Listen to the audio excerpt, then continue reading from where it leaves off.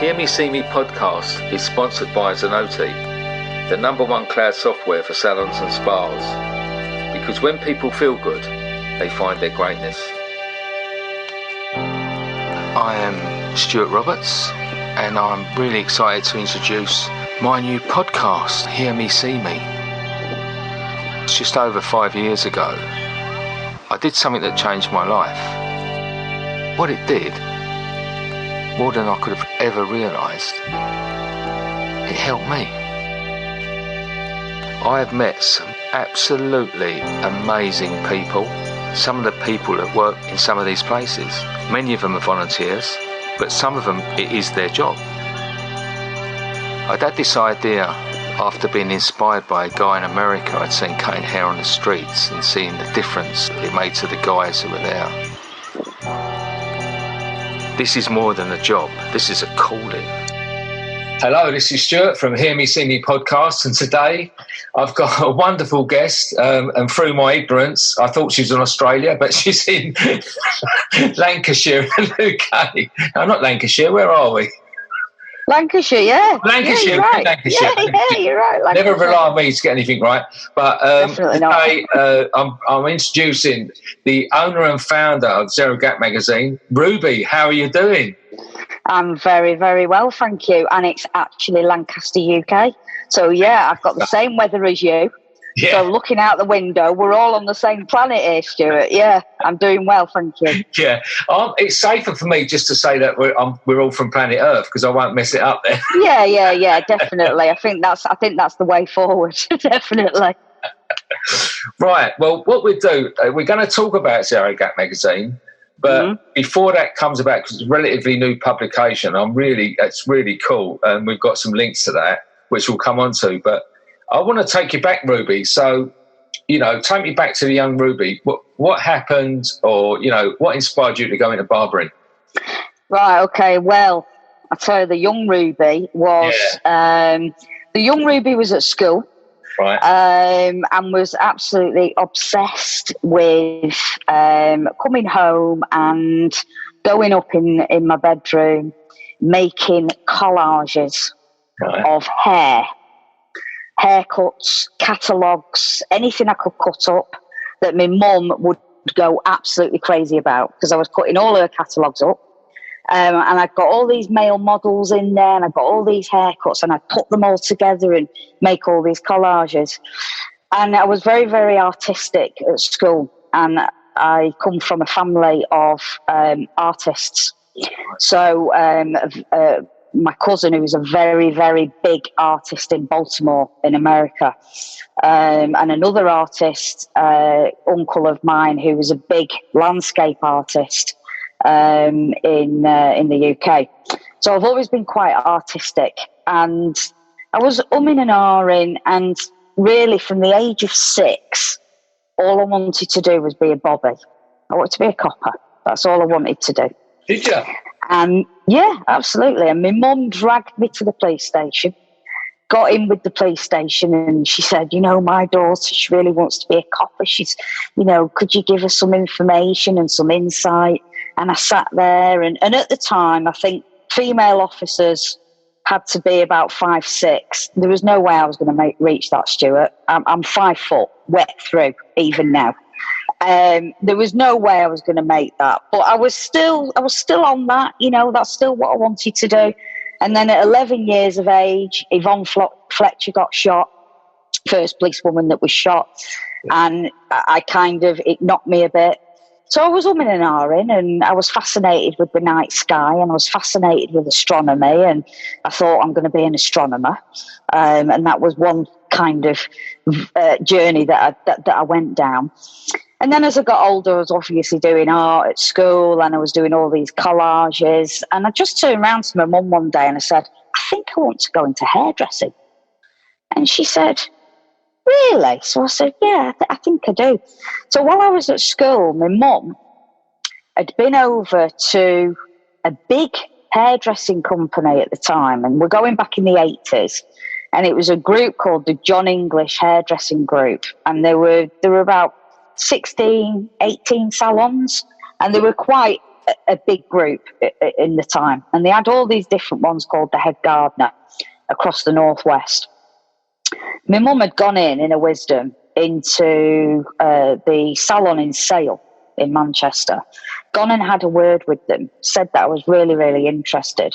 So they said, bring her in, bring her in on an evening, see what she thinks. We'll show her around. We'll give her, we'll have a chat with her. We'll give her some demonstration. She could stand and watch us and see how, what she thinks.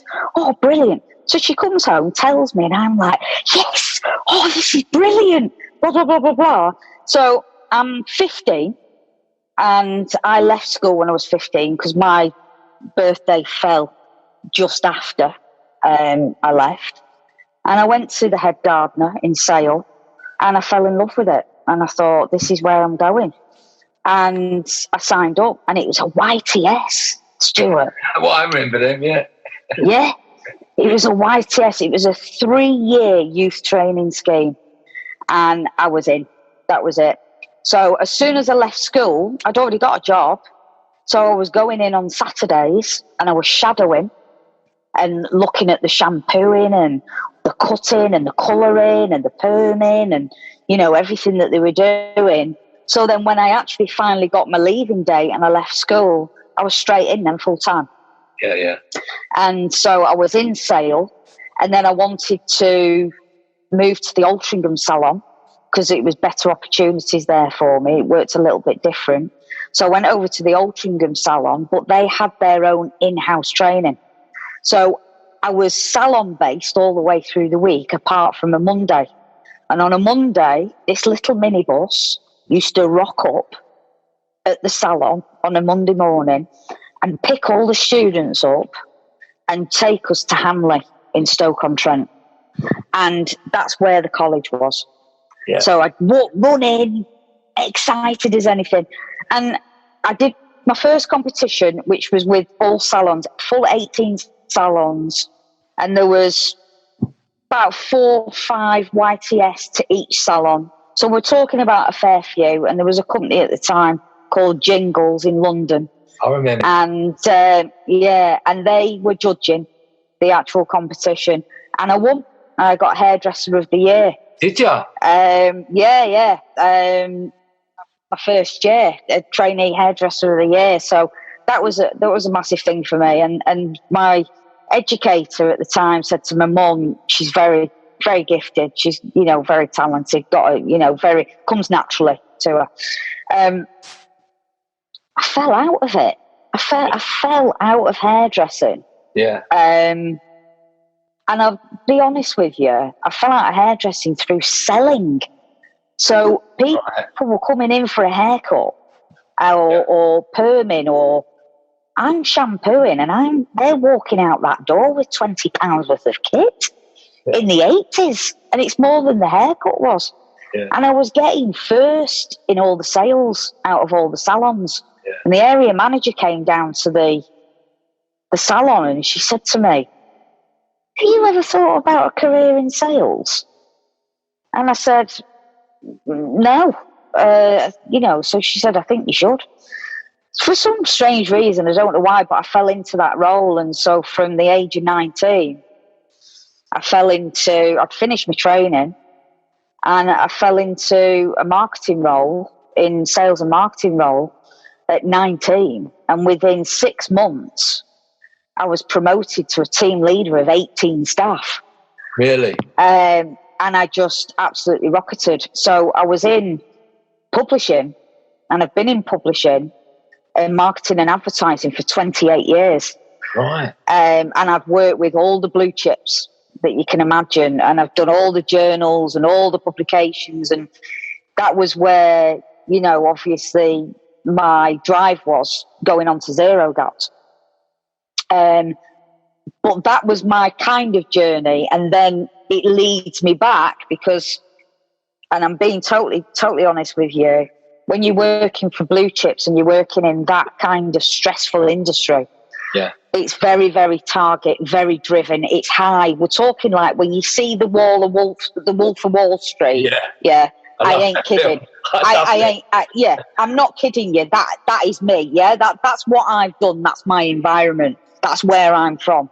And it's all fast paced, and it's ringing the bell, and it's, got a deal. Yeah, it is really true. It is like that.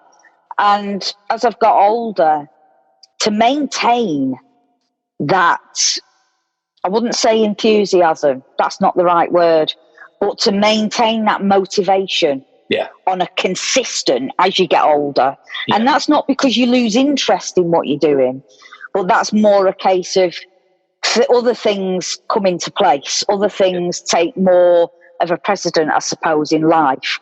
And you're getting older, and you naturally don't have that motivation and drive, and you don't. Yeah. And things change. So I enjoyed my hairdressing, Stuart, so much. It was like, well, what am I going to do? I want to finish off somewhere. Yeah. But I want to actually enjoy what I'm doing now. So I thought, I loved cutting hair, absolutely loved it. And I was, I won the comp and I had the buzz off that, and I love creating. And I thought, I want to go back and cut hair, but I don't want to perm. I don't want to do colours. I don't want to, I don't want to do women's hair. I thought, I want to do men's hair.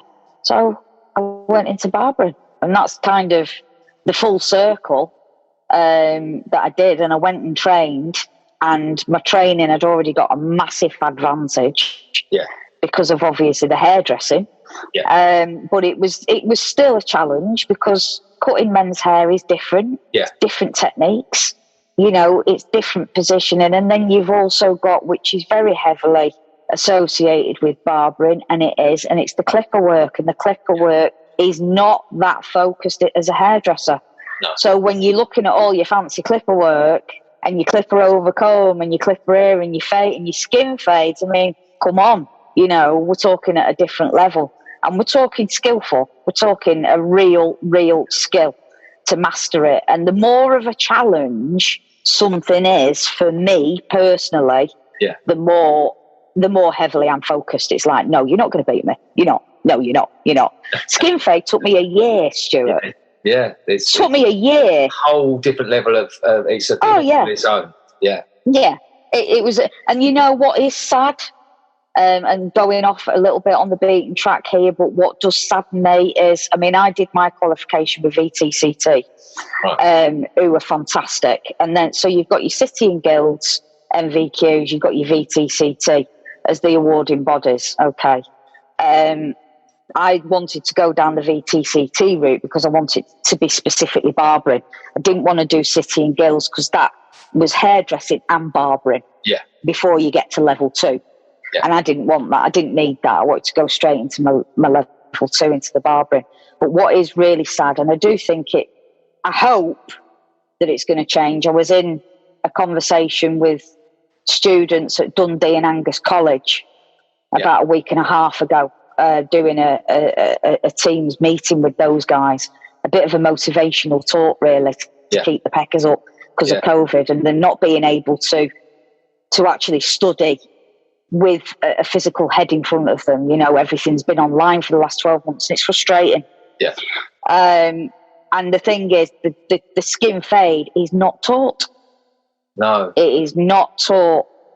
And when you're looking at the most popular haircut at the moment, it's a haircut that brings the most money in. Yeah. It's the most skillful, and it's the hardest cut for a barber. Yeah. And the most time-consuming cut as well. Yeah. And it's not taught. Not taught. So that's just my little whinge anyway on that. But, so that's how I came into barbering. That was my full circle. Yeah. How long ago was that training? When did you do that training? My barbering? Yeah. 6 years ago now, so I've been barbering 6 years. Yeah. That's a big change, isn't it? To come out of that corporate life and then go into barbering training. I mean, I've heard it a lot before, but it's a big old step, isn't it? It's a massive step. Financially, it's a big step. Yeah, of course. Because massively. Because obviously, you know, financially wise, I've always been, you know, it's always been massive security because I've always earned really good money in what I've been doing. However, not taking, you know, if you were to say to me, Ruby, would you have any regrets? Would you change anything in what you've done career wise? I would say, Stuart, 150% no. Because the hairdressing has given me a ladder to the barbering. Yeah. And the publishing and the advertising and marketing and the sales aspect has given me a huge ladder to working with people, understanding people, being able to liaise with people, being able to communicate with people. And I'm talking people from a CEO of a blue chip company right down to the cleaner. Yeah. And being able to communicate at all sorts of different levels with all sorts of different manner of life and background, ethnicity, sexuality, gender, whatever, okay, that has given me a massive ladder up, and that spills over into my barbering. Yeah, of course. Because you do a haircut, okay, and you do a great haircut. Now, I've seen some people go to a barber and it's an average haircut. From a barber looking in, it's an average haircut. But what's important is that client in that chair, he's happy with it. Mm. He is happy with the way that person has cut his hair. Mm. And he's walking out of there and he's a happy chappy. And the thing is, what it is, and it's with anything in life, it's people buy people. Yeah. Don't matter what your product is. People buy people. I love that one. Doesn't matter. Doesn't matter what your product is. Yeah. What you are selling, what you got going. If that person likes you, they are going to come back and they're going to buy off you. Even if they walk away and they go in the mirror and they look at the hair and go, there's a bit of a line there that wasn't there last time he cut it or she cut it. But they'll be like that, it don't matter. Yeah. And you'd be surprised in how much they'll brush it off and actually still come back to you. Yeah. Because they like you. And they like your chat, they like your bounce, they like your personality, they like where you're from, what you're coming from, you connect. You might have something in common with each other that you can have a natter about. So where my career is concerned and what I've been done, and like you've just said then, what a jump, from the corporate world into the barbering world. I think if I'd never been in the hair industry, it would be it would be even more of a tug, to make that jump. Foundation, didn't you? So that But I had the foundation to it, which made that step a lot easier because I knew what to expect. Because the hair industry is very, very different. And I'm talking like people, the industry, the catty, there's a lot of that goes about. There's a lot of competition, as you would expect. And it's a competition that's very different than in my industry, in marketing and sales and advertising. And that is competitive, but it's a completely different type of competition. Yeah. Do you think it's to do with egos? Do you think it's I don't know. There is that fundamental difference, isn't there? Because you can't say both industries are competitive. Both are. It's almost like that sort of personality thing. I think the personalities seem to be so much bigger in hair and barbering. Do you know why I think that is? Or this is? I mean, I can't say this is a fact. No. It's my opinion. But looking at that, when you look at two competitive industries and the way that they work and the different types of character, and I think it's about when you've got a head in front of you and you are doing a haircut, you are putting your personality onto that head. Yeah. That makes sense? Yeah. So your personality and your character and your creativity is being displayed on that person's head who's walking around with your cut on them. Yeah. with regards to the marketing type of industry, when you strike a cracking deal, and believe me, when I walked away from Leeds and Bradford Airport, having walked in on a cold call and coming out with a £48,000 order, okay, was an achievement. Yeah. And when I get all the office and all the staff and all the company going, how on earth have you just managed to pull that off? You know, the fact is that when you can, that strokes my ego. That stroked my ego because I've pulled it off. Yeah. I mean, I'm humble. I'm humble though. Yeah, yeah. Don't get the wrong impression. I'm humble. I'm down to it. I don't see it like that. But it was an achievement. I was proud. It was an achievement on what I'd done. But the difference in being a barber and pulling something like that off and being in a marketing position, I think, is purely and simply because it's more of a physical aspect. It's something that you can see. Yeah. So it's like when, you know, when the lad goes out and he's rocking it with his mates and he's got his new skinny jeans on. He's got his All Saints t-shirt on. He's rocking his shades and he's got a top dollar fade on his head. Yeah. And you know, Mr. Bobby Davro, Mr. Barber, he's like, yes, look at that I've just pulled off. Look at that fade, man. Yeah, it's sick. And he's taking pictures all over and sending it out everywhere. So I think it's more that, really.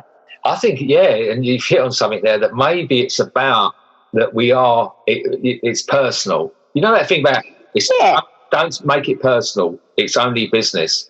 And maybe there's that thing we've got some fantastic business people in our industry, but having said that, there's always that element of it being personal. And maybe that's the difference, as you said, because we're laying hands on people, which I find in what I do, and the connections are different. It's not pure business, is it? It's always going to have that element of personal in it. Well, the thing is, because what it is a mixture, isn't there? Because it's when you're dealing with when you're dealing with hair, it's corporate and domestic.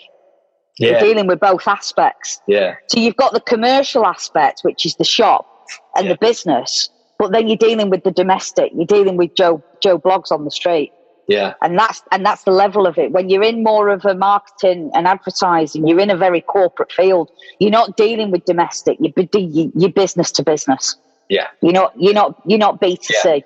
You know, you're B2B. So yeah. And your timing was interesting as well, because you say 6 years. That's around the time, if I remember rightly, that barbering did have that. Because to be fair, it's had a world resurgence. Barbering has just had this massive lift off in the last decade. Coffee shop boom. Yeah, which was probably like around the time that you went back into it. Yeah. So for me, it's it's been amazing, really, for me, because I'm right into the thick of it. I went into it, did my training, but like I say, because of my background and the foundation of it, I just shot through the VTCT. Yeah, cool. When I first came in as well, because where I trained with a company called TPG Education in Manchester, and they've got a hairdressers, and they've got a barber shop, and they've got the education. So when you're doing your VTCT, you're actually in the shop as well, which is brilliant. Yeah. You've got a proper shop feel. So you've got clients coming in, you're there. And when I first came in, the owner had been told by one of the MVQ assessors that, Ruby's here and she's got, she's done hairdressing before and blah, blah, blah. And the MVQ assessor said, right, there's a model head, cut it. I want to see what you did do, whereabouts you are, what level you're at. Because I always kept my hand in with the hairdressing. So I'd cut partner's hair, and things like that. So I always kept a little bit in and my hand in it. And so I cut it and she just went, right, okay. And she had a word with the guy who owned it, and he came and sat and watched me. And then he came up to me and he said, I'd really be interested in you working in the shop. Right. Quite quickly, really. Yeah. So as I was doing my training, still doing my training, I'd go and work with him and another MVQ assessor on a Friday, and he gave me my own chair. Right. And he advertised for models. Yeah. He sat me down and he said, "That's your chair. Advertise for your own models. I'll help push your models your way. Yeah. Get in here on a Friday." And at the time, I was working as well. That's crucial. Because I was paying for my course. Right. Yeah. So I was still in my corporate job. Right. And then I'd go there on a Friday. I'd finish work. I'd go there on a Friday evening. And I'd got my chair, I'd got my models in, and I'd do my shift until 8, half 8, 9 o'clock. Yeah. And then walk out, and then it went to a Saturday. So I was doing more in the shop and then learning my fading. That's where I needed to go with it. Ruby, you're so lucky. I tell you what, I am, aren't I? That's it's that funny thing, isn't it? A bit, aren't you lucky? Like, you created your own luck there, didn't you? It's always like, the people who get on and the people who just, you're still willing to work, you're willing to pay for your own education, you're willing to then go in after time and Saturday. These things are never an accident, are they? No, you've got to make it happen, Stuart. Yeah. If you want something, you've got to make it happen. You've got to really go for it. I'm still trying to instill that to my kids as well, and they all, it works because they're all grafters, and that, you don't get anything for nothing. Nothing's handed on the plate. And often, you don't. you have to be flexible because the path changes, doesn't it? So it does, absolutely. I'm prepared to do that. You've brought up something as well that I'm a bit. I don't like to be negative about it, but it's a reality. Is that pre-lockdown? I mean, obviously things have changed in education, but pre-lockdown, I was coming across a lot of our volunteers who had done that, who had invested their own money in courses with certain academies. There's so many that had come to me to volunteer, who had passed their qualification and couldn't hold a pair of clippers. And there's that's got to be addressed, because there's people out there, and particularly I always think of this woman comes to mind, a lovely woman, still volunteers with me, and who's not in the greatest financial position, who spent money she couldn't afford to spend, and then when she done her first haircut with me, I literally had to get her down from back to square one and go, look, hold clippers like this. Do it like this, try this. She absorbed it. But she was qualified on their qualification, and that's not right. There's a lot of this going on. No, and the thing is, unfortunately, there are a lot of academies, and we're talking just people who can cut, they're time-served barbers, okay? They can cut, and then they open up an academy, so they go on the business aspect. So they might have... I don't know. I mean, they might have a business acumen, all right, about them. They set up an academy because they think, I can teach. And I'll get some other barbers in who I know, and they can teach. Problem is with that is a lot of barbers are not qualified anyway, even barbers that are out there. Yeah. A lot of barbers haven't done any education side, so they've not even done the theory side. They don't even know half the contraindications are on a head. Yeah. Okay. And this is, if you're a time-served barber, it doesn't mean to say that you can't cut hair, and it doesn't mean to say that you can't get on and that you can't have a shop and that your clients don't like you, because we're going back here again with regards to people by people, and you can get on in life doing that. But if we're coming down to the nitty-gritty of the educational side of it, and when you are in a position where you are teaching someone, you are basically transferring that skill to another human being, to another person that they're going to take and carry that with them to somebody else. And you've got to be able to do that right.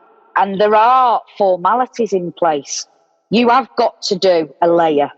You have got to know what a box cut is. You have got to know how to cut long hair. Come on, guys. There are guys coming in now who have got long hair. They will have got them, haven't they? Yeah. But also, Stuart, look at the mullet. Look at the mullet. Yeah. Mullet's coming. Yeah. The mullet has come back. You cannot just square the side of the head and down the back of the ear, section it, and just clip that square bit, and then hope for the best and think that looks like a mullet. That's not the proper way to cut a mullet. So a lot of guys in barbering, they're brilliant and so very gifted with the clipper. Yeah. But they can't use shears. Yeah. All right, and there is that, and I think the whole thing comes down to it here is that the reason why, and the problem, and the big problem where I see it, is that you have got academies that are not doing things correctly. Yeah. You've got barbers that are coming out of academies that can't really cut properly, and they're definitely coming out and can't do a skin fade. Yeah. So when someone comes to you as an interview in your shop and they say, what skills have you got? Because a lot of them now will say, I need a level 2, minimum level 2. Some of them now are saying minimum level 3 plus 5 years. So, and the thing is, because they need to have that all-round skill set. So barbers are now becoming, it's going to get to a stage where it's going to become really, really difficult as a barber coming out of education if that education isn't right. And that is because, and my problem that I think it is because the barbering industry as a whole is not, what's the word I'm looking for? It's not accredited like the hairdressing industry. Listen, at the end of the day now, you cannot apply for a hairdressing job if you haven't got your certificates.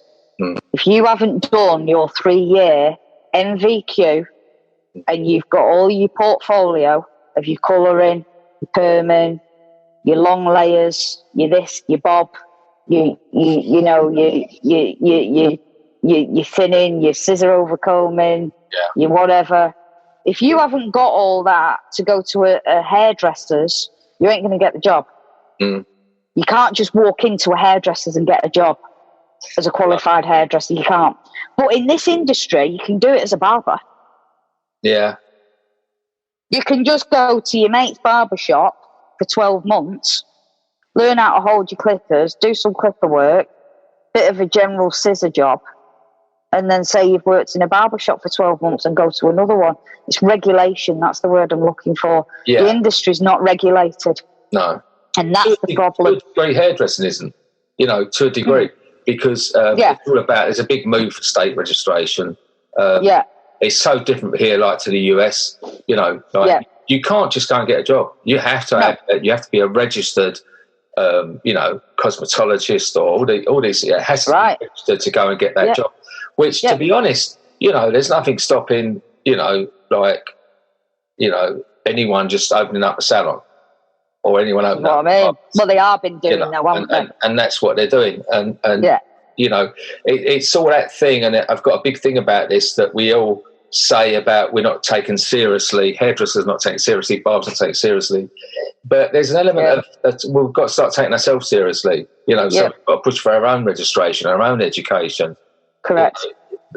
Part of the responsibility comes back on us, I think. Yeah. I personally do not think that when you are starting to learn as a barber, and this is certainly something, even with me and the background that I had in my hairdressing, I mean, fair enough, I've been out of it a long time, and then went straight back into my barbering, and even leaving with a level 2. I'm not kidding you, okay? I've come out, and this is the honest truth. I'll share it with you. I've not shared it with anyone else. But I actually came out of my level 2. Okay, all right at fading, not too bad, only because I'd had that experience, because I pushed myself in the shop. But to go out into my own arena in another shop, someone else's shop, and be on my own, took some nerve. And a guy took me on in Lancaster. And he said to me, let me have a look what you can do. And I showed him and he went, okay, no problem. He said, you need to, these bits and pieces you need to learn. Tremendous barber. He is tremendous barber. And I said, yeah, okay, no problem, blah, blah, blah. He said, well, you know, I'm willing to pay you £10 a day. And I said to him, I'll do it. Yeah. And I dropped my job. I left my job. And fortunately for me, and it's not always easy for everybody, but fortunately for me, my partner had a very good job as a police officer. So it was, I had the support, the financial support, and not everybody has that. But I went into this shop for £10 a day. And he had 2 shops, and he used to come to the shop because I was in the shop, one of the shops, on my own. So because of my marketing background and everything, I helped that shop. I helped build him up and brought all the clients in and built up that side of the business, and he was grateful for that. Yeah, sure. And I was doing cuts, and then he started to see people coming back, and he turned around and he said, okay, no problem, I'll go 50-50 with you. Yeah.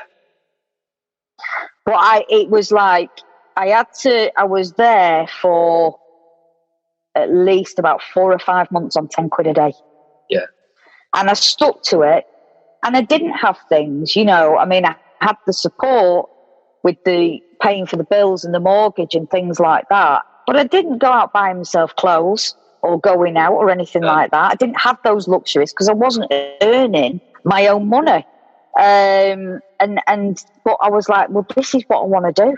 And if this is where I have to go, and if this is what I have to do in order for somebody to look at me and go, yeah, you're all right, you know, you can work for me, you know, and in order to get where I am now, 6 years later, where the guy that I work with is like looking up to me, and it's his shop. That's great, isn't it? You know, and he messaged me the other day and he went, mate, can you do a flat top? And I went, yeah, why? And he went, someone's asked if I can do a flat top and I can't do them.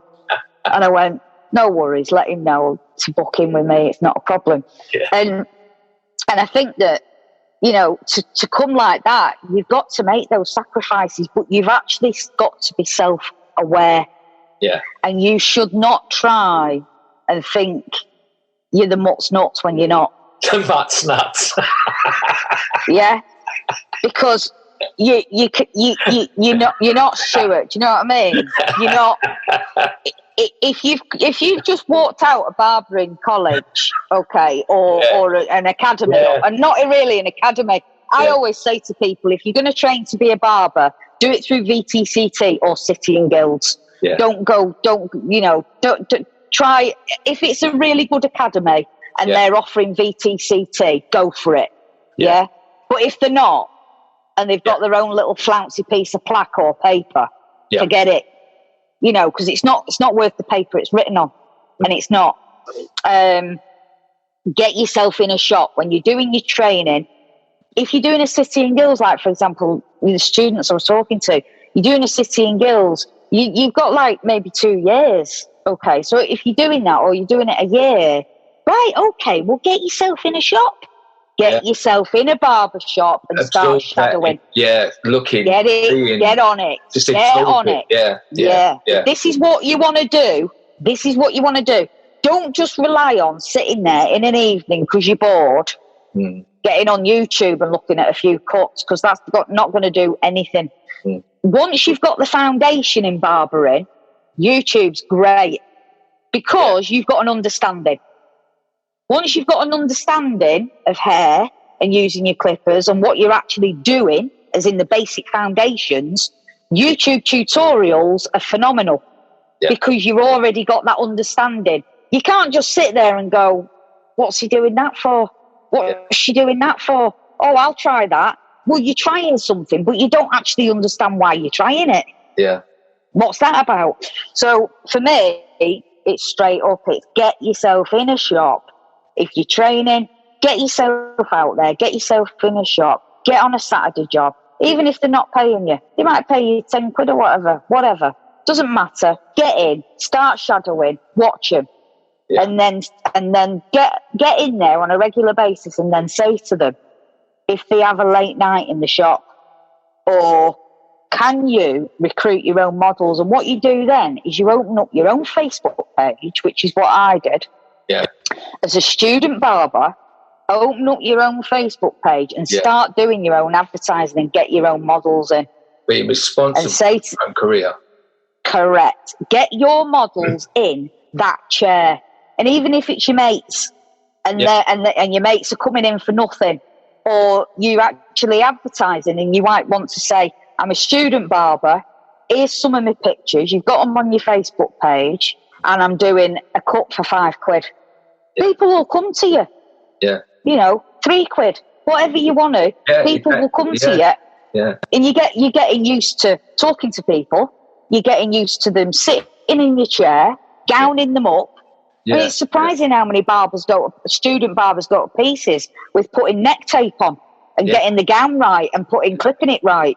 Yeah. Never mind about getting a pair of clippers in the hands, Yeah. And that's the only way to do it. You've got to use both. It's got to be both theory and it's got to be practical as well. Yeah. And both elements are key to each other. And without them, you've not got a cat. You've not got a cat in hell's chance. And for young people, not wait for it to come to you. You can't wait for it. You can't wait for it to come to you. But in life, in my experiences, we do get opportunities, and we do stumble across opportunities. Yeah. But again, it's about being self-aware, and it's about going, oh look, there's an opportunity. Am I going to take it, or am I going to walk past it? And how many people walk past it? Well, yeah, there we go. And then look back 10 years later and go, I had an opportunity once of being the CEO for Jaguar, but I just ignored it at the time. And it's kind of like, get on it. If an opportunity comes, get on it for one, even if it's not for you. The experience will be for you somewhere down the line from whatever you've gone into. And then the other one is make your own opportunities. There's something I've believed on for quite a long time, for many years, actually. I've been doing it since the late 90s. One of these many courses I went on, motivational courses and all the things. Yeah. Cool. But one of the great ones, all of them, yeah. One of the great ones was about that thing of it's not only good enough to have goals, you've got to have written goals. And it's not only good enough to have written goals, you must look at them every day, And that what that does, that then reinforces your sight, the back of your mind to opportunities, because when they do come, it's in your subconscious to recognise it, so that because you've got to have that focus, you've got to sort of know where you're going. If you're on a ship, you need to have a map to know where you're going. Otherwise, you're going to go round in circles, and that's that thing which leads me on brilliantly. So, I wondered how it happened, but your story, it couldn't end up anywhere else apart from you setting up a magazine. But your timing, who would have done that in the middle of a worldwide pandemic? Me. But now I know. Now I'm learning about Ruby. It's no shock to me. So tell me, so the world shut down, and you thought I'm going to launch a worldwide magazine. So where did that spark come from? Well, basically, obviously my background now with the publishing side of it, and I'm a barber. I'm a female barber, lady barber, or just a barber, whatever you want to call it. And I'm looking around me, and obviously I'm on with, I'm on the barber groups, I'm on the Facebook groups, I'm on the Instagram pages, I'm talking to barbers, I'm meeting other barbers, I'm working with other barbers. And I'm looking around me and going, something's amiss here. Something's amiss. And there are publications out there for the barbering industry. Few and far between, really. You'd think there'd be more, to be honest, but there aren't. And they were still very, very male dominated. Women have come up more and more as we're growing and developing and changing as the industry. You can see the industry slightly changing, and women have started to come up more in educational aspect. I mean, I'm going to name drop Vicky at SB Academy. Tremendous academy, seriously. That woman was the first female educator to have an academy in the UK. And she is awesome. And you see these little dots around women that are taking that little bit of a plunge, but not enough. And I started to have a look more into it, and I started to have a look at where we are figures-wise, statistically, and get some research going in order to do my homework on where we were going with this. And last year, the total population in the barbering industry, 44% were female, which is a massive amount of women. Yeah. And then I'm looking at one of the biggest barber competitions that takes place here in the UK. And just the one that happened before COVID, there was 3 women that entered. And I'm thinking, what we doing here? What we doing? What's happening? It's becoming more acceptable from the guys, from the traditional aspect of barbering, which was traditionally a male service. Yeah. No taking that away. No. We're not taking that away. No. But hair is hair, and barbering is still barbering. We're still called barbers, and women can cut hair, and they can do towel shaves, hot towel shaves, and they can do everything that a guy can do. Okay? Yeah. And it's become more and more acceptable. There are still shops out there that will be men only. So they'll have men only working in the shop, and they will only deal with men. They still will not accept even females with short hair. That's another job, that's another area, because I also have another business as well, Stuart. So that's another complete different side. But that was, for me, I was like thinking something's amiss here. We've got 44% of the population is women, barbers, female barbers, out of the total number. Yet there's no platform really. And you'd see the odd female dotted in a publication. And I thought, what's this about? Because men and women are different species. And we've got different needs in a working environment. So you're in a male-dominated environment as a female barber, okay, and you, say, for example, are on the menopause. That really affects a woman in many, many different ways. Psychologically, physically, mentally. And a lot of guys don't get that. They don't understand it. Some do. Some will look into it and read it because maybe their missus is going through it or whatever, or sister or mum, or, and some guys are really tuned into that. But there are a lot of guys that aren't, and that's not their fault. That's their choice. But that fact, to a woman in an environment, in a male-dominated environment, who's going through an array of emotions, needs something. They need a platform. They need to be understood. And this needs to be addressed, and this has been addressed in my publication, where I did a feature in the February issue, which is on menopause in the workplace. Right. And so when Sorry to interrupt you, but you're not going to get that in another publication, are you? You're not going to get... See, that's something that's just not going to get done. It's not. It's not. Yeah. And the thing is when I came about with this, I was on the understanding of, look, you know, I got nothing against men, and I got nothing against the men in the industry. Some of them are, you know, but that's just people, not the industry. Yeah. That's people. But the fact is, where I was concerned was I want to provide something for women that's for them, that addresses the needs and addresses the differences. Because you girls, all right, are being very brave, okay, and you're in a very male-dominated environment. Not only are you working with men predominantly, but you're cutting predominantly men as well.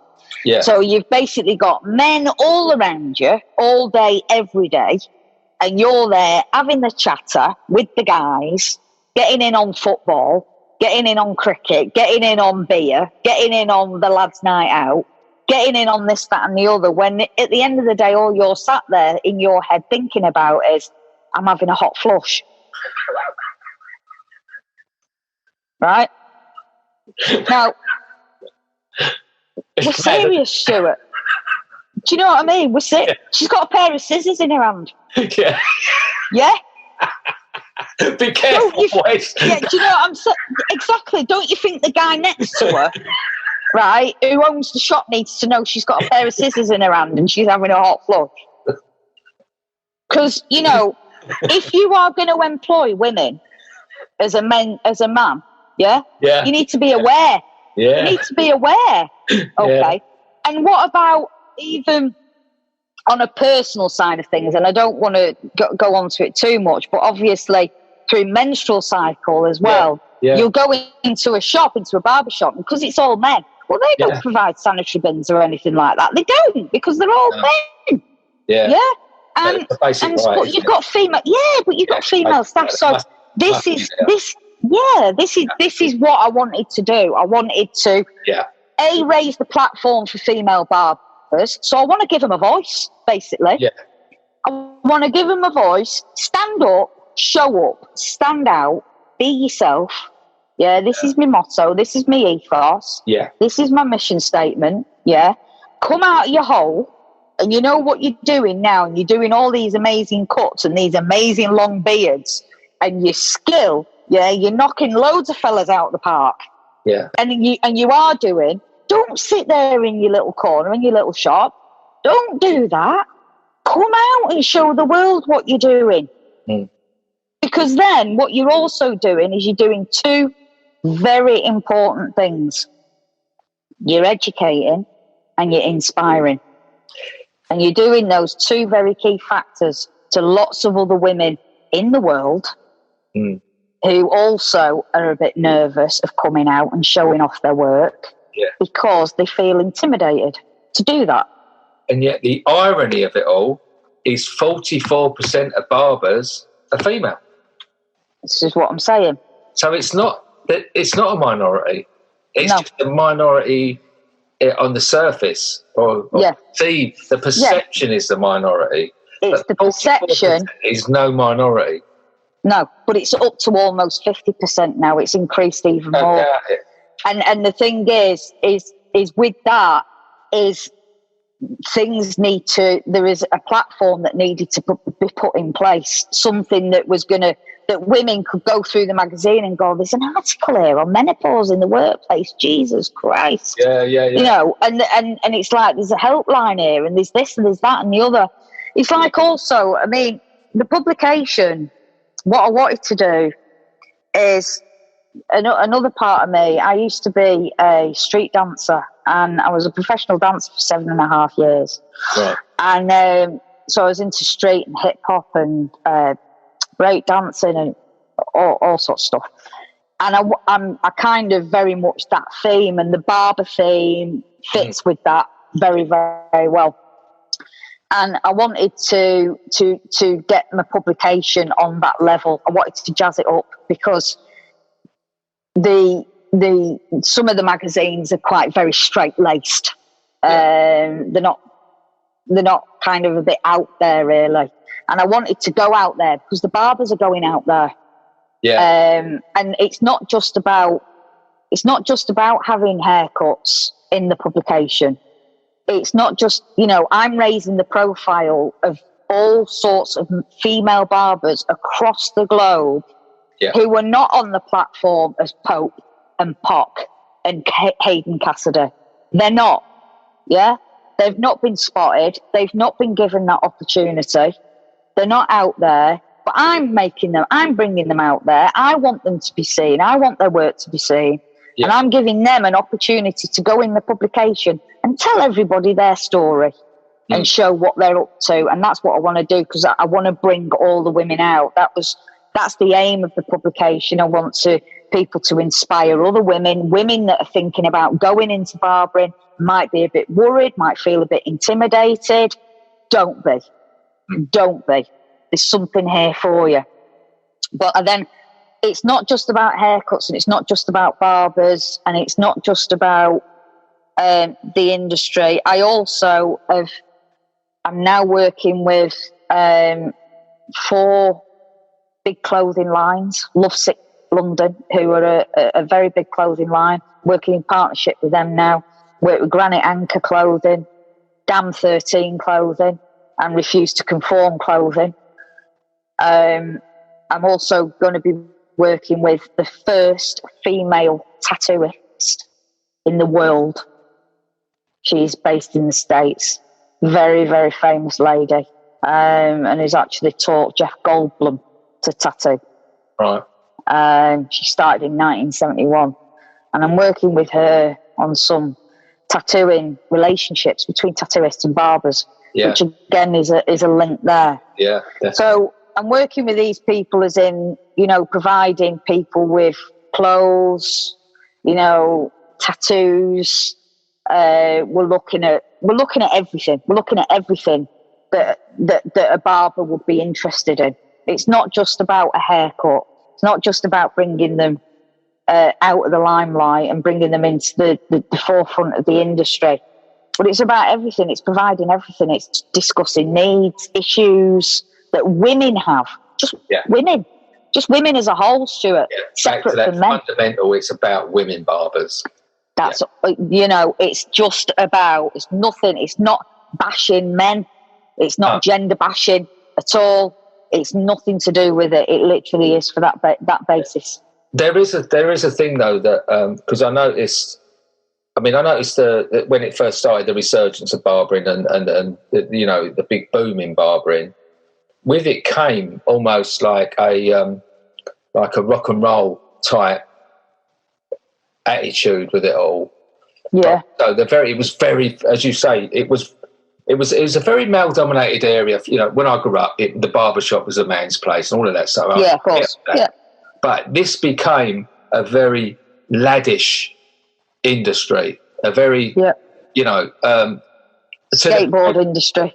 Yeah, and to the point of sometimes being, it was all right to be cool, but it was almost like unprofessional. There was elements of it that were very unprofessional. I sat very uncomfortably with me, a lot of it.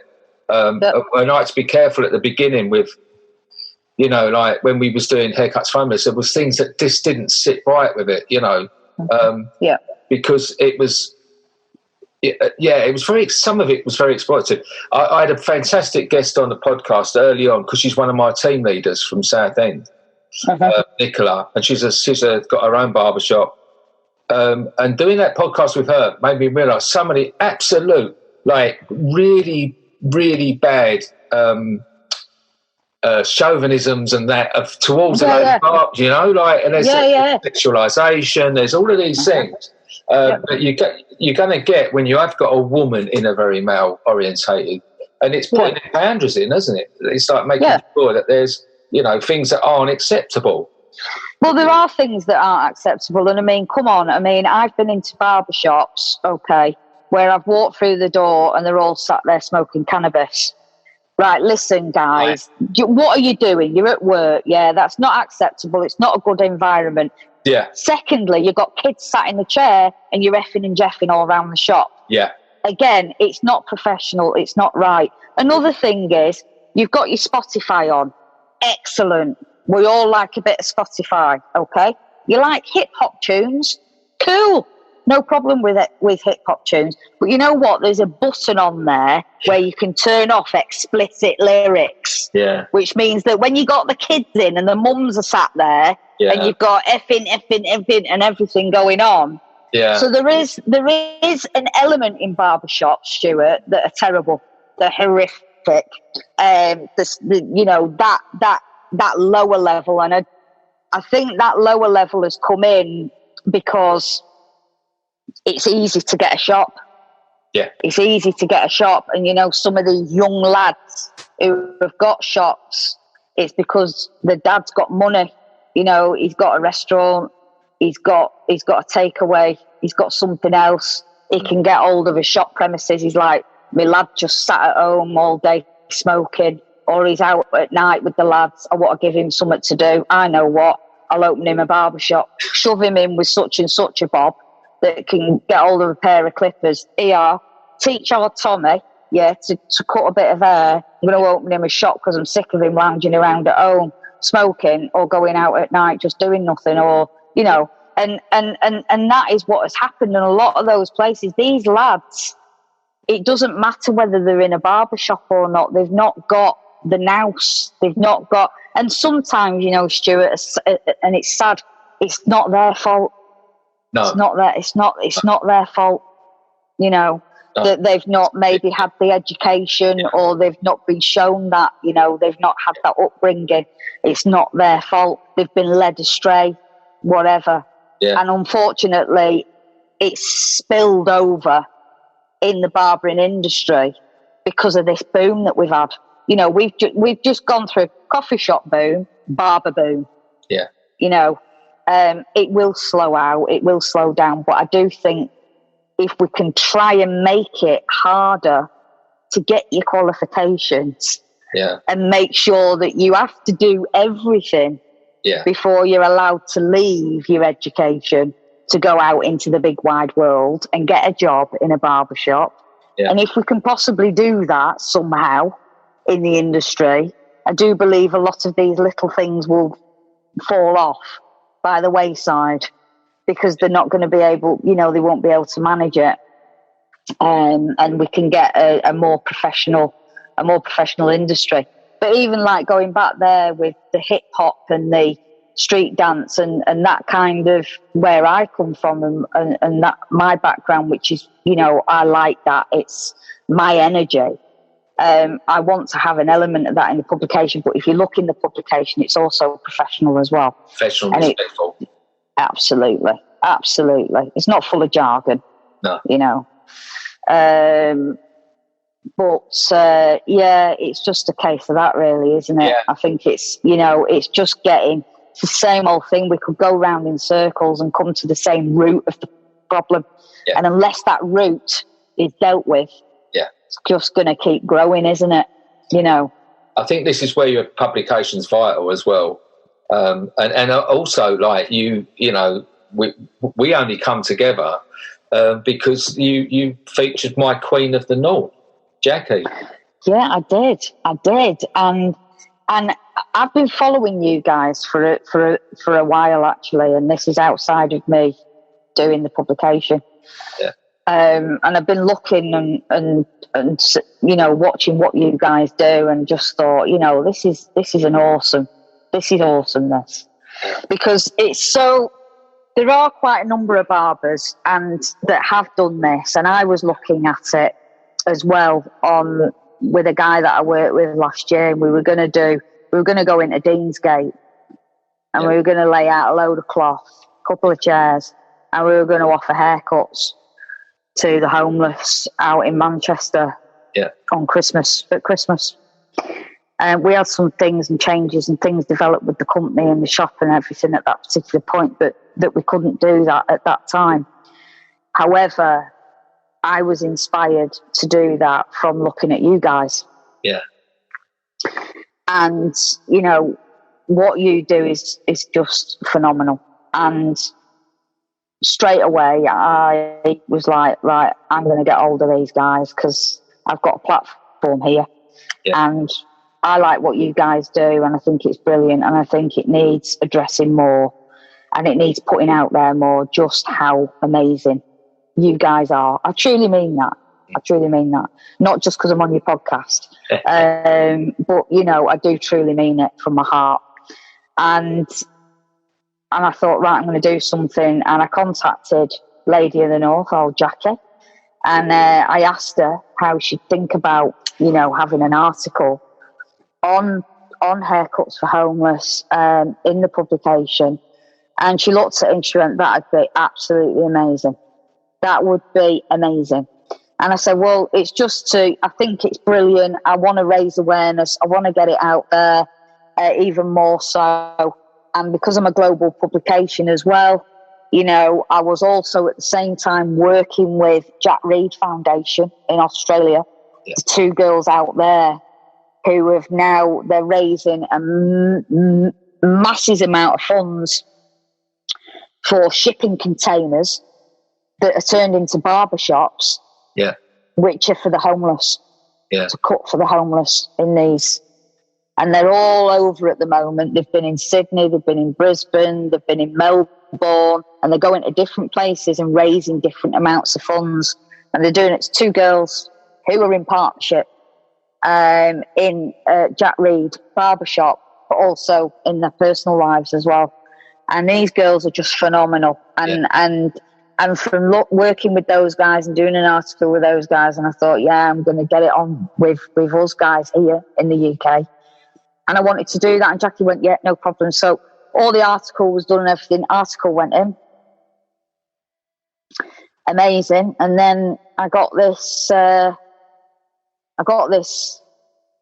contact the other night, which was, I can't even tell you how it made me feel. It stopped me in my tracks. Yeah. And I got a message on Instagram, and it was from a girl who I've not spoke to her a lot, but I've supported her and posted her work. She's in North Carolina, and I spoke to her a couple of times, very briefly. And anyway, just out of the blue, she messaged me, and she said, "Ruby, hey, it's Ash. Hi, Ash. All right, yeah. I just want to mention something to you." She said, "I just want to let you know, really, that those guys that are in your magazine, you know, in Europe, in Europe, in Europe, that are cutting hair for the homeless." So I said, "Oh yeah, haircuts for homeless." She said, "Well, I've set up a community centre, in the community centre here in my community, where I'm doing haircuts for homeless people in my own community on a Thursday." Yeah. And I was like, it stopped me, Stuart. It honestly, it stopped me, because I thought, how phenomenal is that? Because through what you guys are doing here in the UK, from me contacting Jackie, working with Jackie and yourself, having that article in there and getting that out there and across the publication, that's travelled all the way across to North Carolina. Yeah. And the girls looked at it and gone, that's completely inspired me. And she's gone out to do it in her own community. And you know what? If this could happen more and more across other areas, other corners of the globe, I would actually quite happily sit here and go, you know, my work here is done. Yeah. Because for me, it's all about giving back. And if you are in a position where you're in a privileged position, and I don't mean driving around in a Ferrari, okay, and owning a mansion. That's not privileged, okay? That's just a different level, all right? But if you are working and you're earning money and you can put food on your table, okay, and you can clothe yourself, and you can afford your rent, and you can afford your gas, your electricity, your bills, you can feed your family and your pets, you're privileged, very much so. And there are lots of people out there that have got not even close to that, not even anywhere near that.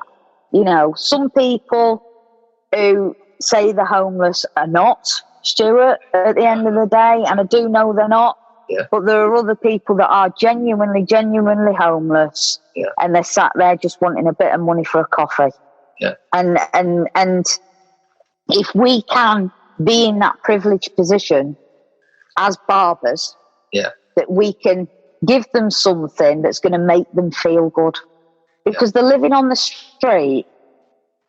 They don't go home and go in the shower and wash their hair and put a bit of conditioner on it, go to bed and have a bit of a pamper, and feel clean.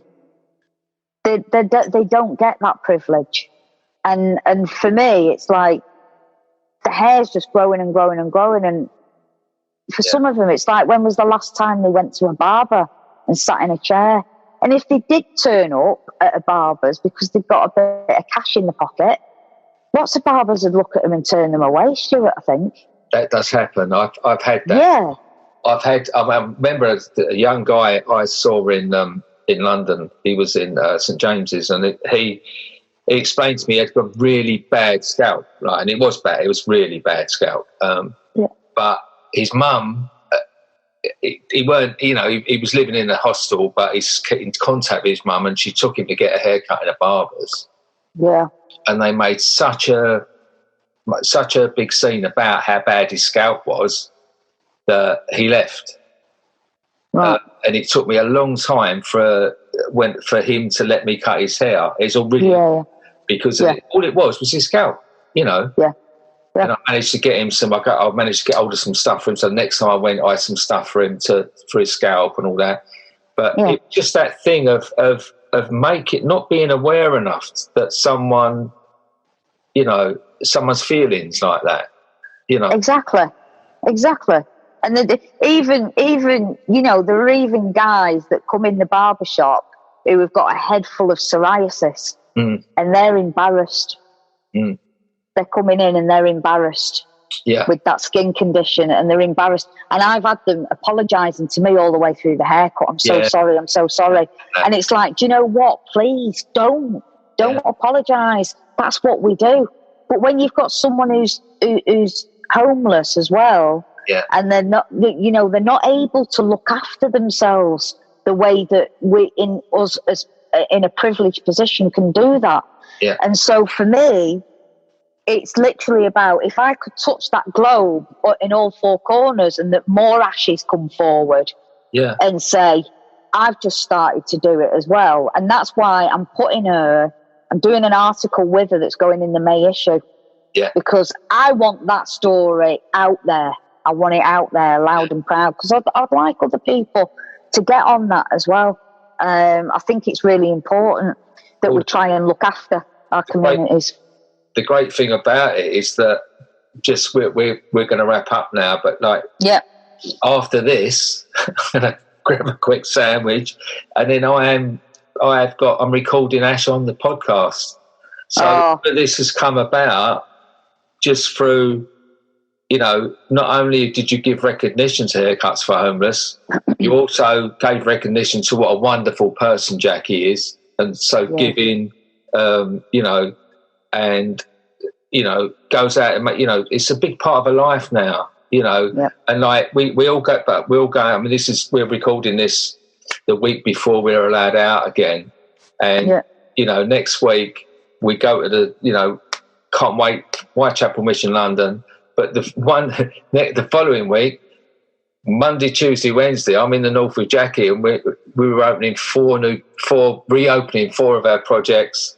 Amazing. Reopening 10 within the first 2 weeks. Wow. Off to Sheffield when I'm there. It's like, and these people are out there that are willing to just go for it, Give. And after this, I will send you the link to Nicola, our team, Haircuts for Homeless team leader in Southend-on-Sea. Have a listen to that, because it's interesting to hear that the things that a woman barber has to go through when she opens up her barber shop, right? Yeah, that men don't have to even worry about. No, the men don't. They don't even think about it, Stuart. No. They don't even think about it, and hopefully, I mean, the thing is, and very briefly, because I'm aware that you got to wrap up. But this is as an example. I have come up against some stick from some people. I'm not going to name names. which is absolutely ridiculous in why you want to give me stick for putting out a publication like this. But I tell you now, I've done I did a recent, probably about a couple of months ago, I did a couple of surveys on my Instagram. I did them for the best foils.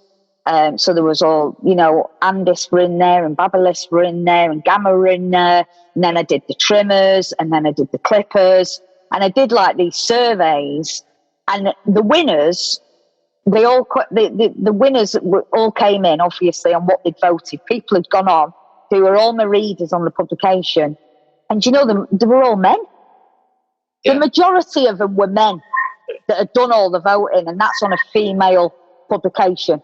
Yeah. So there are men out there proper behind it, and with it and support it and are like, yes, absolutely. And then you get the others, which are just whatever. They're not even worth bothering about. Don't give them oxygen. No. But send me that link. And you know what? Thank you for today. It's been brilliant. It's been a pleasure. And what I'd like to do around and about as well is maybe get to one of your centres and maybe help you out. That'd be great. It'd be so good to have you. And if you do, we've sorted out with Jackie and you are there. Hopefully it's when I'm up, because I want to have a cup of tea with you in person. Yeah. I want to meet the force of nature that is Ruby. As she comes, all 5 foot of her, Stuart, that comes breezing in. And all you see first are these ruby red lips. Yes, I know why she's called Ruby now. Yeah, that's all you see first, these great big red lips. Yeah. I just want to thanks, Ruby, for everything you've done so far. And I'm sure we'll do lots in the future. Yeah, definitely. Definitely. It's the start of a lovely relationship. A beautiful friendship, absolutely. And thank you so much for having me on. I think your podcast is brilliant. I really do. And what you guys do, as I said to you, I really do from my heart, and I mean it truly. And you can see me right now, so you know what I'm saying to you. I really, really, really, really do think what you guys are doing is absolutely phenomenal. I think it's awesome. And I'm absolutely 100% right behind you. And ZeroGapped will always, always support you and support your aim and support your needs and what you're doing. Thank you very much. On that note, see you again. Take it easy. See you again, Stuart. Take care. Bye-bye. Bye. It's just over 5 years ago, I did something that changed my life. What it did, more than I could have ever realised, it helped me. I have met some absolutely amazing people, some of the people that work in some of these places. Many of them are volunteers, but some of them, it is their job. This is more than a job, this is a calling.